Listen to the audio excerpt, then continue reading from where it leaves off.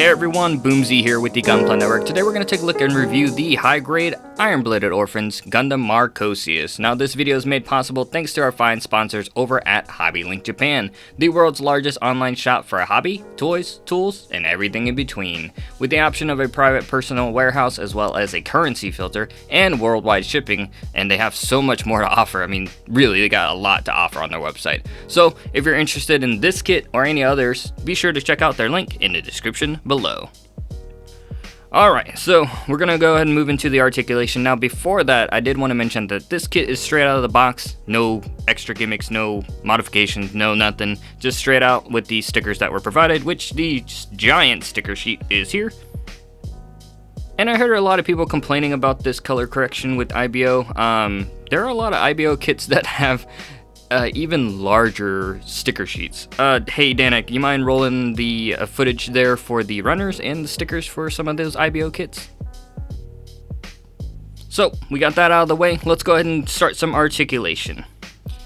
As I mentioned before, this is the full kit with everything attached to it. This is every accessory and weapon that this thing comes with. So, cool perk that it can hold it, but it is a little back heavy. Let's go ahead and start with the head. Naturally, we're going to get a little bit of left and a little bit of right.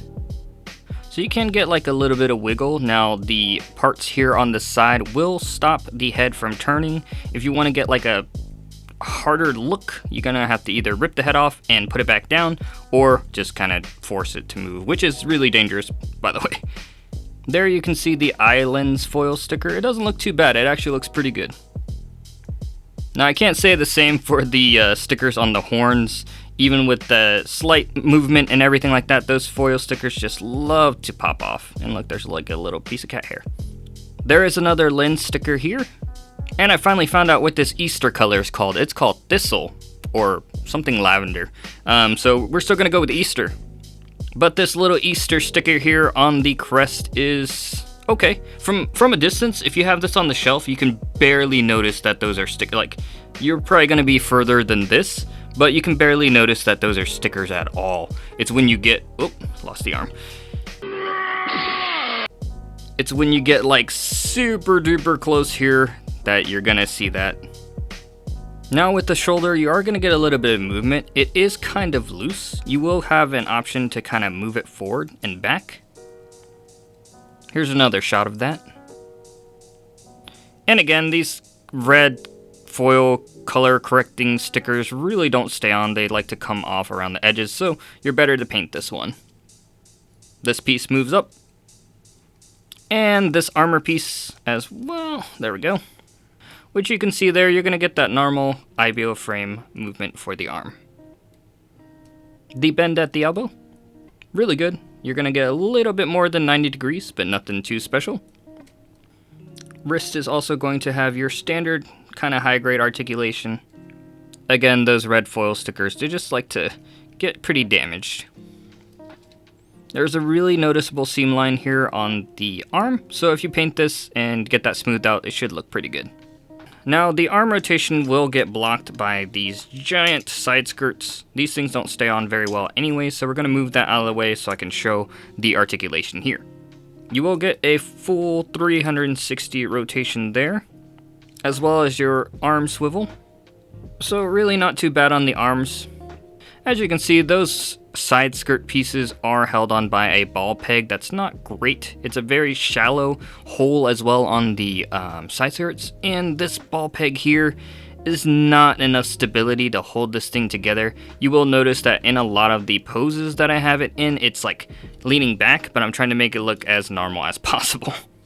And speaking of the torso, like I said, it is very back heavy, so you're not going to be able to get any like forward motion unless you do a balancing act or something like that. It's just going to kind of pop off and cause it to fall backwards, which was an issue when I was posing, but you just got to be really careful when you're getting this into those dynamic poses.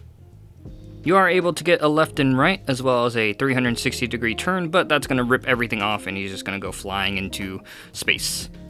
On the arms, you're going to be able to actually remove these. These are the Wolverine-like claws as well as the knuckle guards. I don't really see the point of the knuckle guards, to be honest with you. You can remove it like that. And you're going to have a peg hole here that you can go ahead and place that claw. So if you remove that, you're going to basically just flip it over, place that there, and you're going to have this odd knuckle guard thing, which is shorter than the knuckle. Right. The shoulder armor, honestly, this design kind of reminds me of the Death Scythe. On this arm, you will see an attached shield. That is a sticker from the foil sheet. This thing just comes right off and can peg in any of those holes. And actually, it can peg in this hole. And the other arm, you're going to just have that same option to basically place that claw. So if you remove the giant backpack, you will notice that it is a standard kind of Barbados style IBO backpack. You can go ahead and attach what you can to that with the other kits. So this backpack's pretty interesting. It actually reminds me of like kind of almost angel wings, almost looks like a chicken wing. It's making me pretty hungry. If you're part of Team Flats, leave a like. If you're parts of Team Drummies, leave a like too. We all love chicken wings, I guess. So enough about food, let's get that articulation here. Pretty good. This part is fairly loose. So when you're moving this, I was basically just kind of pushing this red part, which is actually a piece. It's not a sticker, surprisingly, and pushing it back down. You are going to get like this flapping motion, which is really good for balancing the kit when you're having stability issues. Inside, you're going to have a sub-arm with a little tiny support on it. Very tiny. So you can get some pretty good articulation with this sub-arm. You can actually get it out like this, but it looks weird when you put the knives on, and it tends to pop off as well. So, I mean, really it's okay, but I don't think it's strong enough. In here, you're gonna have this piece that you're gonna have to remove, which holds the blade. There are 4 of these blades total. 2 of them are in the side skirts, and 2 of them are in the sub-arms on the wings. You're going to see a little rounded peg hole there. That is just going to push in like so. And then the sub-arm is going to have the ability to hold the blade. You will get some rotation out of this. Unfortunately, unlike the side skirts, you can't really tuck this one back in. You'll actually have to remove this, put this back, get that placed right, and I believe it goes this way. So slightly complicated. So there's a little bit of like booster detail here. This with some color separation would have looked really nice with some paint. On the back, you're gonna see a little hole. That hole is for the bastard mace holder. So this is an extension piece that you're going to add onto the backpack. I like to put it in upside down and just kind of flip it over. It always feels like it inserts better that way, and it does have a little bit of articulation. In there you can see a tiny peg. That's going to correspond with this tiny peg. You're going to push that on there like that. And to be honest, this is the strongest piece on the entire unit. It is like just solid. I wish they would have took that into consideration with some of the joints. And that leads us to the bastard mace. This thing is cool looking, but impractical. You're going to get like 2 or 3 swings before it does that. And revealing the next weapon. And that leads us into the longsword. You can paint those there. Those are red on the manual. It's got that normal katana. Again, this feels like a Zanpakuto from Bleach in its style. It's a little bit bigger than the katana itself, but it's got the little nice power symbol. And a little bit closer look at those details on the bastard mace. Relatively, what you're supposed to be able to do simply is add this, press down. There is a like hidden little nub in there. And if you can get it on there perfectly, you'll get it to stay a little bit. But really, it's not great. It still likes to come off. And even like trying to squeeze this, because it'll push out the pressure a little bit on that mace, it just doesn't do well. And there's this giant seam line here as well. We're going to tackle the side skirts before we do the leg articulation. This is the part that goes onto the ball peg on the side. As you can see, it's got a full rotation. This was an interesting design. So in here, you're going to see a little tiny railgun. And how they want you to do that is a nightmare. So basically, you're going to open that up a little bit, and you're going to reveal that railgun, which you can color whatever color you want. Is it a great design? No, not really. This will probably fall off and fall on your carpet and then go into the Gundam void. Here is one of those wraparound stickers. This is just wear from me doing different poses in like an hour.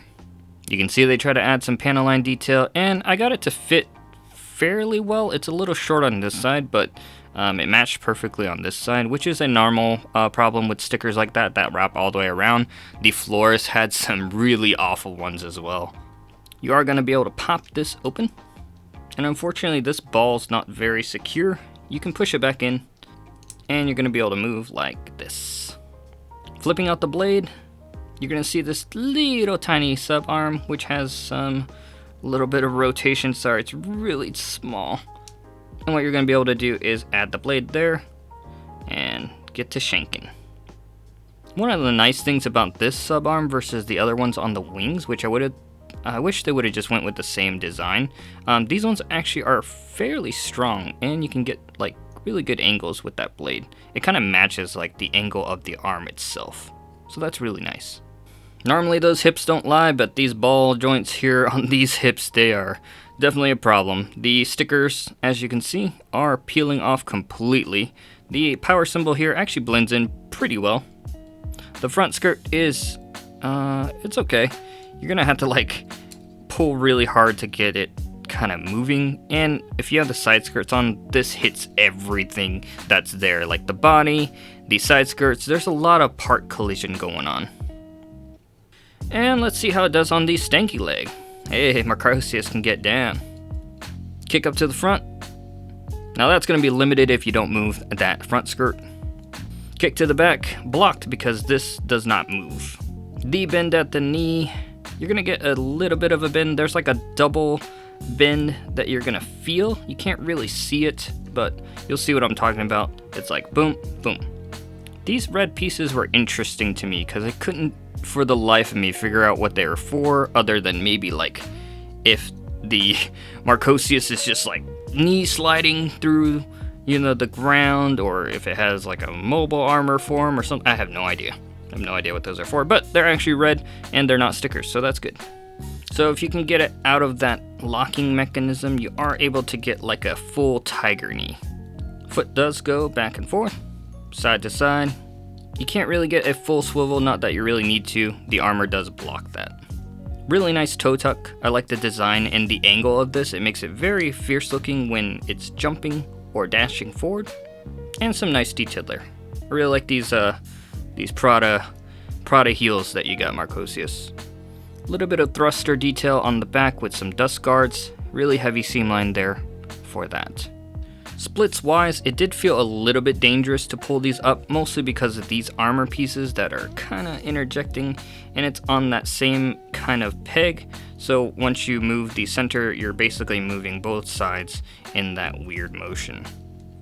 It will fit your normal 3mm peg on your stand. It does not come with one in the kit, so you'll have to use an extra spare to get it up in the air, which is where you want it when you're doing dynamic poses. Here's some size comparison. Here it is up to the Master Grade RX-78, the High Grade version, and the SD Cross Silhouette. And a little special bonus next to the Orphan Shoe. Not only have these Season 1 set of the Orphan Shoes, but they are adorable, aren't they? Now this is a trigger warning. I did find an odd transformation with this kit that wasn't in the manual, but I found it interesting. Welcome to Jurassic Park.